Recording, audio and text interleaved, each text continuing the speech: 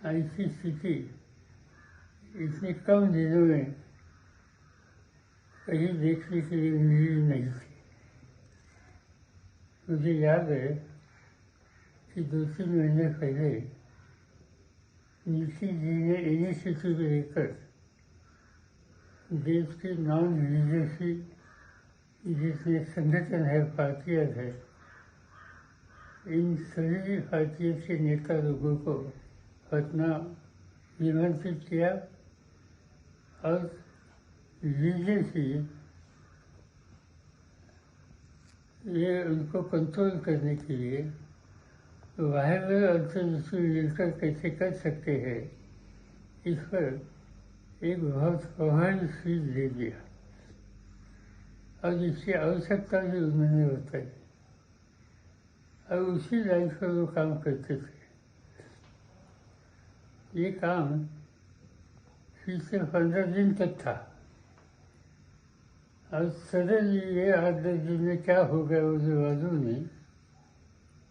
वो विचारधारा उन्होंने छोड़ दी।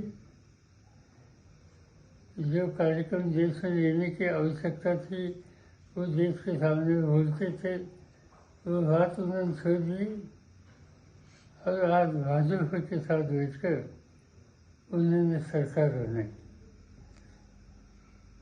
आज तक इलेक्शन होने के बाद एक टर्म में, टेनियर में किसी नेता ने 2 बार अलग अलग पार्टी का नेतृत्व या इसमें सहयोग देने का काम आज तक कभी हुआ नहीं था। नीति जी ने वो रिकॉर्ड किया, वो बीजेपी के साथ थे, बीजेपी को छोड़ दिया, लालू जी के पार्टी के लोगों के साथ रहे, हुकूमत बनी, बाद में वो छोड़ दिया, बीजेपी के साथ आज फिर जाते। मुझे लगता है ऐसी स्थिति आज तक कभी हुई नहीं। वो स्थिति उन्होंने कर एक रिकॉर्ड किया। इससे पहले हरियाणा का नाम जो देश के सामने था और वहाँ आया राम गया राम नाम की फ्रेज देश में पॉपुलर हुई।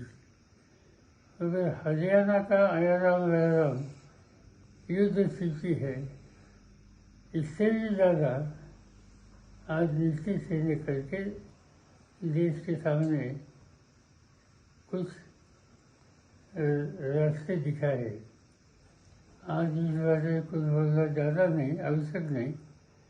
जब लोग वोट देने के लिए मतदान केंद्र में जाएंगे तब समझकर सोचकर इसको कड़ा जवाब देंगे, ऐसा विश्वास मुझे है। एबीपी माझा, उघडा डोळे बघा नीट।